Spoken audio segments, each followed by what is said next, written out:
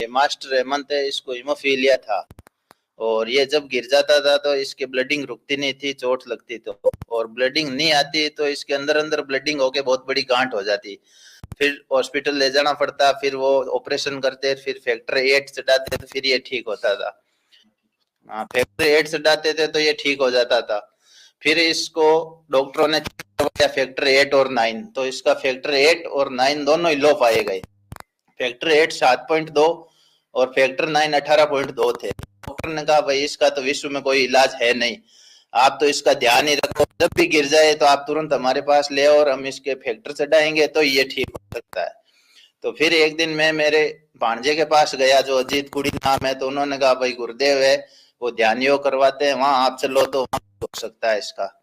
तो 31 जुलाई 2003 को हम बीकानेर गए और गुरुदेव से दीक्षा ली, और फिर गुरुदेव के बताए गए ध्यान योग एवं मंत्र जाप शुरू किया। तो ये कुछ दिनों बाद इसकी उस वक्त गांठ थी वो इसके ठीक हो गई। उसके बाद हमने 3-4 महीने बाद चेक करवाया तो इसका फैक्टर 9 था जो लो क्योर हो गया, 114 पॉइंट हो गया 18 से, और फैक्टर 8 क्योर नहीं हुआ। तो वापस वो रिपोर्ट डॉक्टरों को बताई, डॉक्टरों ने कहा इस रिपोर्ट से मरीज मर जाना चाहिए, जिंदा नहीं रहना चाहिए, ये रिपोर्ट तो गलत है।